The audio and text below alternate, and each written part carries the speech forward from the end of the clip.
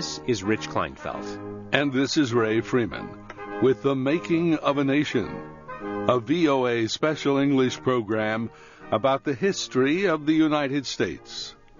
Today, we continue the story of the American Revolution against Britain in the late 1700s.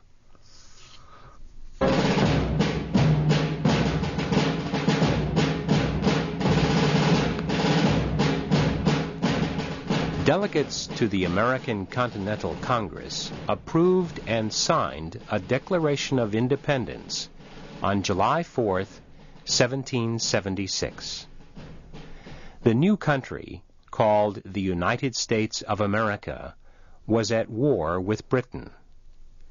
Yet not everyone in the former colonies agreed on the decision. No one knows for sure how many Americans remained loyal to Great Britain. The Massachusetts political leader, John Adams, thought about 33% of the colonists supported independence, 33% supported Britain, and 33% supported neither side. Most history experts today think that about 20% of the colonists supported Britain. They say the others were neutral, or supported whichever side seemed to be winning. As many as 30,000 Americans fought for the British during the war. Others helped Britain by reporting the movements of American rebel troops. Who supported Britain? They included people appointed to their jobs by the king, religious leaders of the Anglican Church, and people with close business connections in Britain. Many members of minority groups remained loyal to the king because they needed his protection against local majority groups. Other people were loyal because they did not want change, or because they believed that independence would not improve their lives. Some thought the actions of the British government were not bad enough to make a rebellion necessary. Others did not believe that the rebels could win a war against such a powerful nation as Britain. Native American Indians did not agree among themselves about the Revolution. Congress knew it had to make peace with the Indians as soon as the war started, or American troops might have to fight them and the British at the same time. To prevent trouble, American officials tried to stop settlers from moving onto Indian lands. In some places, the Indians joined the Americans, but generally they supported the British. They expected the British to win. They saw the war as a chance to force the Americans to leave their lands. At times, the Indians fought on the side of the British, but left when the British seemed to be losing the battle. Choosing to fight for the British proved to be a mistake. When the war was over, the Americans felt they owed the Indians nothing. Black slaves in the colonies also were divided about what side to join during the American Revolution.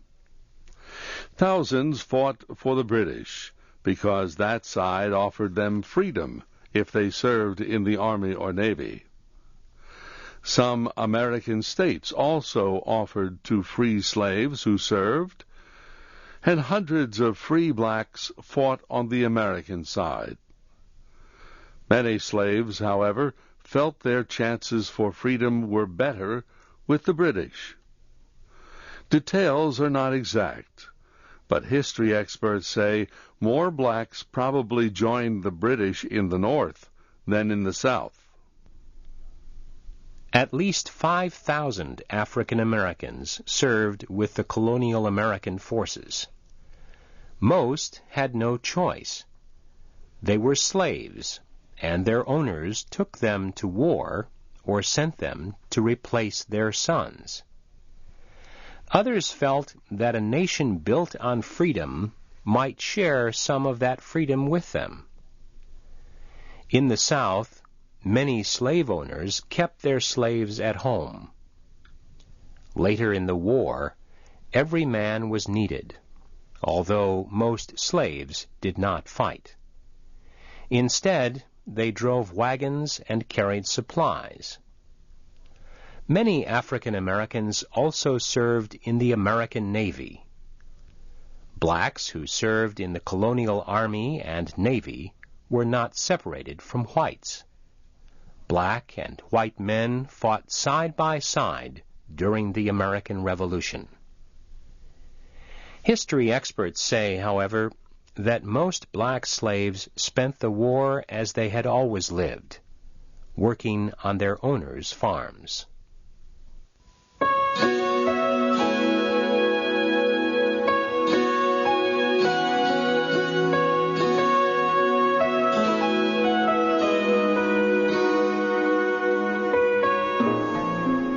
The American rebels called themselves patriots. They called British supporters Tories. Patriots often seized Tories' property to help pay for the war. They also kidnapped Tories' slaves to be used as laborers for the army. Many Tories were forced from towns in which they had lived all their lives. Some were tortured or hanged. In New Jersey, Tories and patriots fought one another with guns, and sometimes burned each other's houses and farms. Some history experts say the American Revolution was really the nation's first civil war. The Revolution divided many families. Perhaps the most famous example was the family of Benjamin Franklin. Ben Franklin signed the Declaration of Independence. His son William was governor of the colony of New Jersey. He supported the king. Political disagreement about the war tore apart this father and son for the rest of their lives. Different ideas about the war existed among the patriots, too. That is because the colonies did not really think of themselves as one nation. They saw themselves as independent states, trying to work together toward a goal. People from Massachusetts, for example, thought Pennsylvania was a strange place, filled with strange people. Southerners did not like people from the North, and people who lived in farm areas did not communicate easily with people who lived in coastal towns and cities. This meant that the Continental Congress could not order the states to do anything they did not want to do. Congress could not demand that the states provide money for the war. It could only ask for their help. George Washington, the top general, could not take men into the army. He could only wait for the states to send them. History experts say George Washington showed that he was a good politician by the way he kept Congress and the 13 states supporting him throughout the war.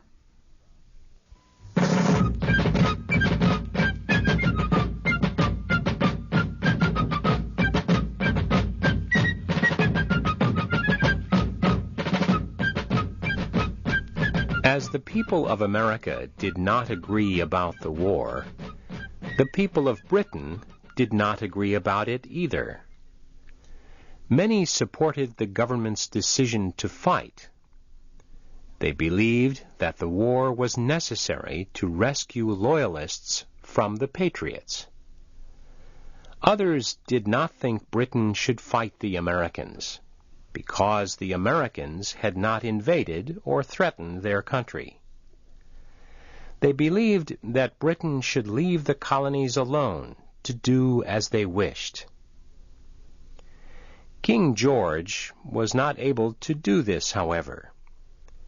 He supported the war as a way to continue his power in the world, and to rescue British honor in the eyes of other national leaders.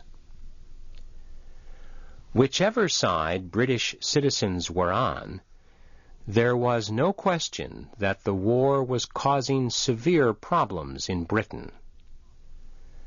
British businessmen could no longer trade with the American colonies. Prices increased. Taxes did too. And young men were forced to serve in the Royal Navy.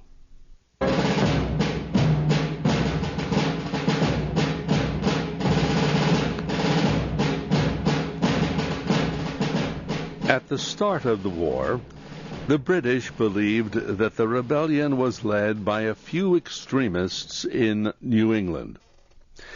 They thought the other colonies would surrender if that area could be surrounded and controlled. So they planned to separate New England from the other colonies by taking command of the Hudson River Valley. They changed this plan after they were defeated in the Battle of Saratoga in New York State. Later, they planned to capture major cities and control the coast from Maine in the north to Georgia in the south. They failed to do this, although they did occupy New York City for the whole war, and at times had control over Philadelphia and Charleston. The British experienced many problems fighting the war. Their troops were far from home, across a wide ocean.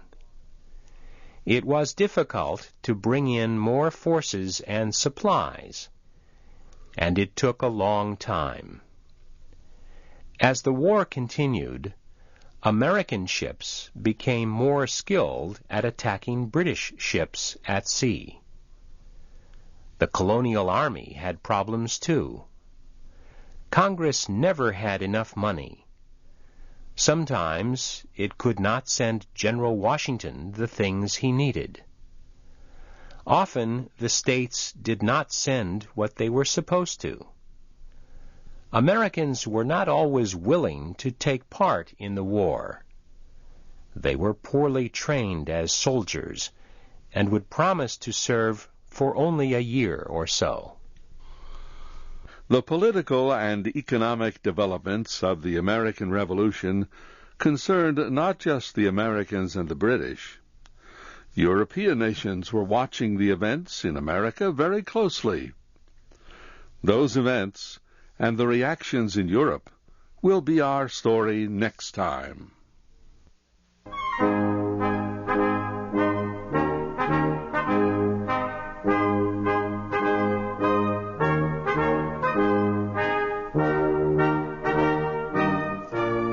Today's Making of a Nation program was written by Nancy Steinbach.